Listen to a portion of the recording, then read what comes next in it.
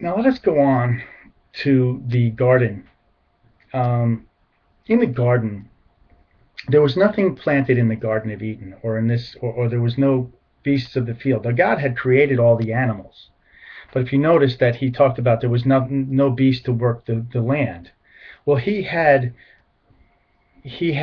made animals that were separate, like cattle and oxen to plow land and make a farm. And so I would say Adam and Eve were the first homesteaders. But in that Garden of Paradise, there were two trees. And my brother Luke spoke about this yesterday.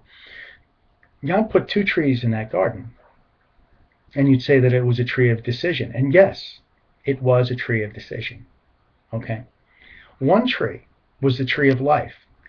Now, Adam and Eve could eat of this tree of life all they wanted, as long as they didn't eat of the tree of the knowledge of good and evil. And that was the name of the tree, the knowledge of good and evil.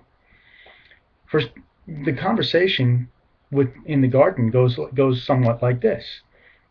Eve was in the garden around the tree of the knowledge of good and evil, and Satan had spoken to Eve and said, "Did God really say you can't have any fruit?"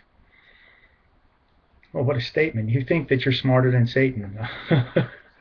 Everybody thinks that in their own pride that somehow or another Satan's not that smart. That somehow or another they think that they're smarter than Satan.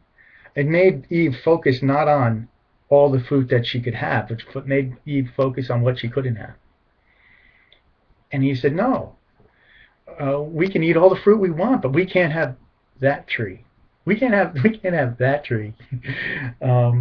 And if we touch it, we will die. And Satan, pouncing on the idea that it was in the day that you eat of the fruit of the knowledge of good and evil that you will die, and said, "You will not surely die," and then told the truth to Eve.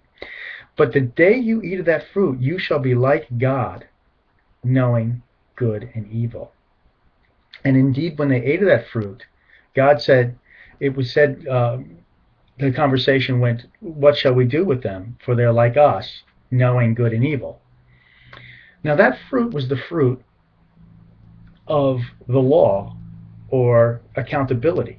Now God is perfect. And if you were like God, knowing good and evil and perfect at the same time, that fruit would not kill you. But you see, Adam and Eve were not perfect. They were human. And when they ate of that fruit and they weren't perfect, they were corrupted because they stood naked before God. And so, actually, they were naked and they hid because of their own shame. They couldn't eat of that fruit. Now, the tree of life, okay, covered them. They could eat of that fruit as long as they didn't eat of the fruit of the law. For God knew that they were imperfect, and the tree of life had covered them for their imperfection. They did have to eat of this fruit. It wasn't that they were going to live without it. They had to have the tree of life. Fast forward to Jesus Christ. In order to be protected from the law, we need to eat of the fruit of the cross, Jesus Christ, the blood of the grape, whatever it is, that covers us or keeps us from the terrible perfectionism of the law.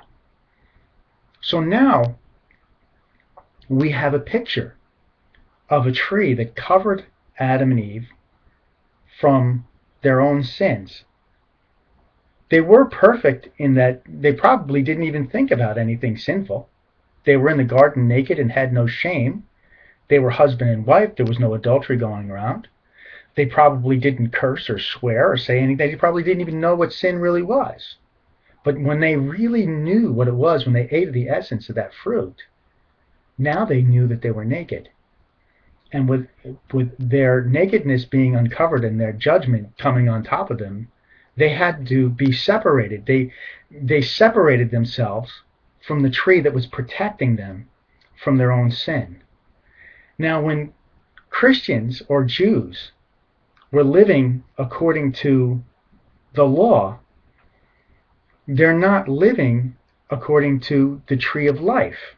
They're living according to their own ability to follow the law. That's death. That's walking by the flesh, because your own flesh can't follow the law.